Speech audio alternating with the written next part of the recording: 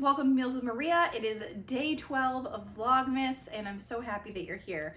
Today I am sharing my 3 absolute must-make cookie recipes for Christmas. These are simple recipes. These are my favorite recipes. I will play around each year and make like up to 9 different cookies, but I'll, switch this in, out, this in, this out, something.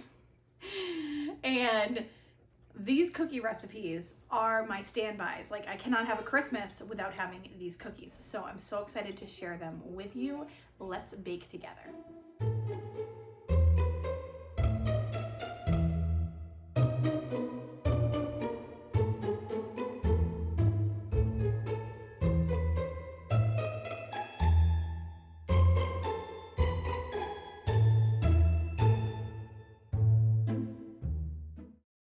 So the first recipe I'm going to make today is chocolate chip cookies. This is a very fancy recipe from long, long ago from Phoebe Buffay's grandmother, Nestle Toll House.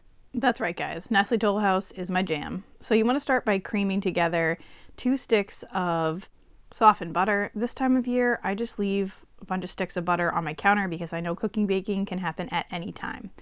And then add in 3/4 of a cup of white sugar and then 3/4 of a cup of packed brown sugar. And then you're going to want to cream that together until everything is mixed well. At this point, you want to mix in 2 large eggs, one at a time, and 1 teaspoon of vanilla extract. But I feel like with vanilla, you can always go a little bit stronger if you'd like. Not a problem. While these ingredients are mixing up, you want to mix together 2 1/4 cups of flour with 1 teaspoon of baking soda and 1 teaspoon of salt on the side. And then once everything is well incorporated in your mixer, start adding your dry ingredients slowly. Just want to make sure that all the flour gets mixed into all of your wet ingredients. Feel free to scrape the sides of your mixer at any time that you need to. Now, when I make chocolate chip cookies, I actually mean that I'm going to make half of the cookies with no chocolate chips and half of the cookies with chocolate chips because my family is a house divided. Half of us like the chocolate and half do not. Cookies, I'm going to use a 1.5 tablespoon cookie scoop and these beautiful new pans that I just got. I will link them below for you guys. They're so cute. I love the kind of rose gold color of them and I just think that they're really fantastic. So using that cookie scoop helps a lot to make sure that everything cooks evenly and all my cookies are the same size. And then in this case, these are the ones without the chocolate chips. And I just let the kids put sprinkles on them because, who doesn't love a good sprinkle on their cookie? So it's kind of an alternative type of method with chocolate chip cookies, but it works for us. So then I'm going to add about 1/2 cup to the second half of my batter. So I always do, obviously, without first and then with second. And again, just scooping those onto my tray. Now you're gonna want to cook these at 375 degrees for about 9 minutes. We really want them to have this nice little brown outside to the cookie. That is the perfectly cooked chocolate chip cookie. I do recommend that you kind of take it upon yourself though to figure out how long your oven actually cooks chocolate chip cookies for, because I feel like it has varied so much in my lifetime. So here are all the cookies cooked. I will link this 3-tier tray for you guys because I absolutely love it for cookie baking this time of year, and it would be a really fun Christmas gift as well. And I have to say that my favorite way to eat these cookies is frozen. So what I'll do is I'll pop these in the freezer. Part of that is just assuming that we'll have some left for Christmas, but the other part is that it's my favorite way to eat them. Now their next recipe is Snickerdoodles. I am making a recipe from Modern Honey, and I will link this below for you. We're going to be using 2 sticks of softened butter, 1.5 cups of sugar, 2 large eggs, 2 teaspoons of vanilla, 3/4 a cup of flour, 1.5 teaspoons of cream of tartar, 1/2 teaspoon of baking soda, and 1 teaspoon of salt. I had never made Snickerdoodles before I met my husband, but he is a huge fan, so I learned to make them just for him, and it took a few years of kind of figuring out different recipes to get it right. I feel like when you first take them out of the oven, it seems like they're not cooked enough, but they are. You just do not want to overcook them because they were dry for so long. So I have my little helper here with me, and we're just going to start by creaming together our 2 sticks of butter and our sugar. Once your butter and sugar is light and fluffy, you just add in those 2 eggs, as well as 2 teaspoons of vanilla. And you just want to mix everything together and scrape the sides of the bowl if you need to. You're going to cream for 1 to 2 minutes longer, and then you're going to start to pour in your flour. Now to get the measurements right on my flour, I'm using a dry measuring cup and then a knife just to kind of push off the top of the flour. I never knew that those glass Pyrex measuring cups, those are for liquid. And these measuring cups like this are for dry ingredients. So they're actually very much made for different things.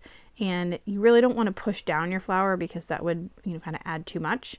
Here we're just adding 1.5 teaspoons of cream of tartar, a half a teaspoon of baking soda, and 1 teaspoon of salt. This recipe was interesting because it didn't actually say to mix everything together ahead of time. You definitely can if you feel comfortable with that. The cookies turned out great without doing it, so I'm always about taking the easy route. So if I can just add everything at the same time instead of mixing in a separate bowl, I am all about it. And I have put my dough into the refrigerator at this time. You want to let it chill for about 20 minutes. And I'm making my cinnamon sugar mixture. So the cinnamon sugar mixture is 1/4 cup of sugar and 1.5 teaspoons of cinnamon. I did go a little crazy on the cinnamon and just add as much as I wanted because our family absolutely loves cinnamon. After 20 minutes, I remove the dough and I'm again using my 1.5 tablespoon cookie scoop.